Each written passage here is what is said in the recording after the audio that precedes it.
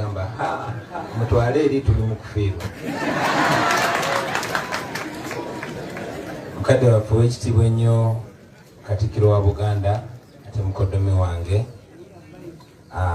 kitaffe ow'ekitiibwa ennyo Katikkiro wa Buganda yawummula ate kitaffe ow'ekitiibwa Mulwanya Mulisa Mwogerere ssebo Katikkiro wa Buganda yawummula abakulembeze baffe mwenna mu ddiini ssebo leader of opposition Meya w'e Masaka Honorable Zaake ab'ebitiibwa mwenna mu nnono mu ddiini ne mu byobufuzi bakungubazi bannaffe mwenna kitalo nnyo kitalo ddala. Ku mikolo nno guno singa gibadde gya bulijjo oba oliawo sandigidde ddala kubanga mbadde kikeerezi, naye engeri yeri nti okutuukira ddala engeri yokka gye tusobola okulaga okusaasira kwaffe eri kitaffe newankubadde mbadde leeti ngambe waakiri kanyambale galubindi nnyingire nga tebandaba. Ku makya tubadde mu katawuko n'owekitiibwa Mathias Mpuuga era oba oliawo singa tetwakkanyiza ku nkola gye tukoze ffenna twandituuse leeti. Twabadde tulina bye tukwasaganya naye nga mwe mulina okuzza abannyinaffe abakakomawo kati bwe mbadde nyina okureceivinga lyoke nsimbule so ne tukkaanya mukulu wange yansookeyo ne bwe naatuuka leeti n'abantuuse. Mukadde wange ow'ekitiibwa Mulwanya Mulisa Mwogerere kitalo nnyo ekya mwannyinaffe kitalo ddala. Wano mu Buganda tulina amannya getuteekawo ag'okusaasira nti omukyala afiiriddwa omwami abeera namwandu oba omwami tumuyita ssemwandu, abaana babeera bamulekwa naye tetulina linnya lye tutuuma muzadde afiiriddwa mwana. Kitegeeza nti oba oliawo peyini eyo terina imagined naye tukusaasira nnyo. Nze nafuna omukisa nekusisinkanako mu Amerika ng'oli mu mudu nnungi nnyo ng'oseka, so ate oluvannyuma lwe nayogerako ne Sylvia nambikira ebigambo byanzigwako. Naye tukusaasira mukadde wange, tukwenyumirizaamu oba oliawo kyandibadde ate ekiseera eky'essanyu mwe twandifunidde omukisa okusiima nga ku birthday yo oba ennaku bwe zityo, naye era olw'otufuna omukisa nga Mukama akkiriza tukusiima ssebo olw'okutukumaakuma olw'okutugatta naddala ffe ng'abaana ba Buganda. Oba oliawo abantu tebamanyi nti nze gaamu angatte ennyo ne Honorable Mpuuga yeggwe mukadde waffe ow'ekitiibwa. Oba oliawo abantu tebamanyi nti gaamu agatta generations ez'enjawulo mu bakulembeze wano mu Buganda be bakulembeze nga mmwe. Ssebo tukwenyumirizaamu era nja kusaba ne bakadde baffe mwenna mutugatte kubanga historically wano mu Buganda abadde nga bavaawo abakulembeze naye nga tetwekuza ffeka nga mmwe mutukuza bassebo ne bannyabo. Tuli baana bamwe era taata okyogeddeko wano ekinsanyusa nnyo. Munange tulinamu abantu ab'ensa naye twetaaga guidance eri bakadde baffe, twetaaga guidance eri abo betuwa ebitiibwa.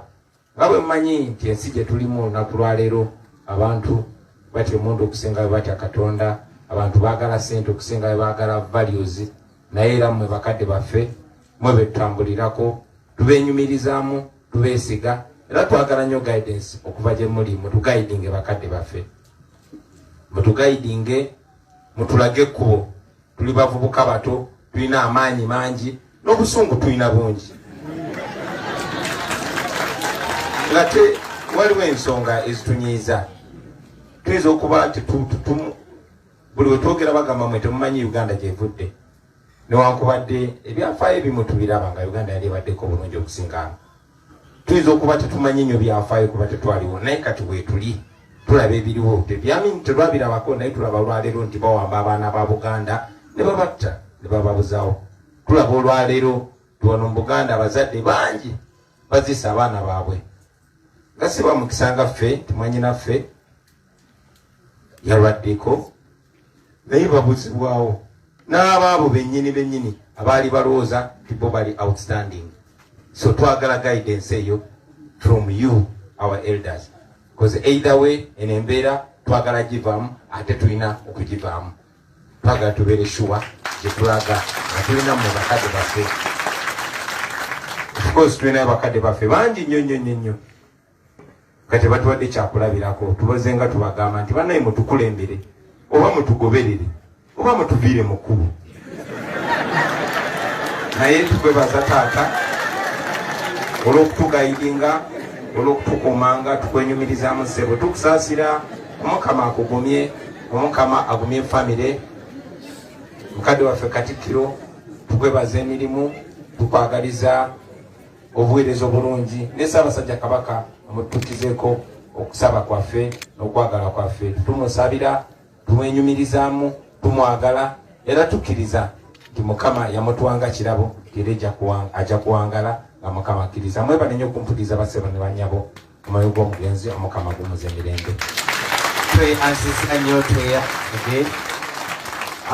kakati speech esembayo ya mukadde waffe Katikkiro, era ssebo ojja kusaba ojje otuwe speech yo. Webale nnyo ssebo.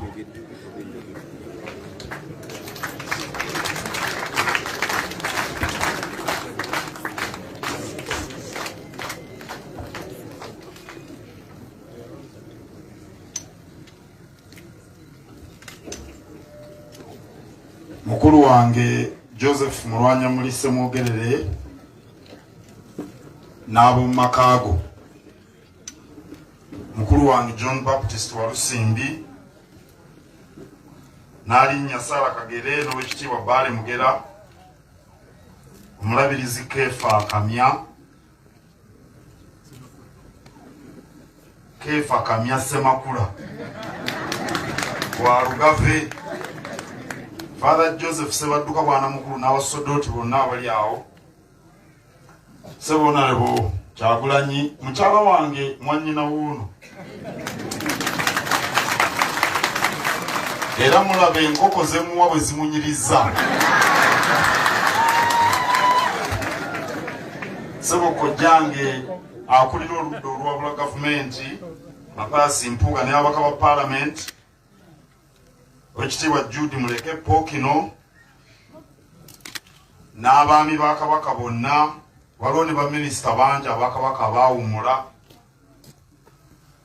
n'abakulembeze mu mitendera egy'enjawulo.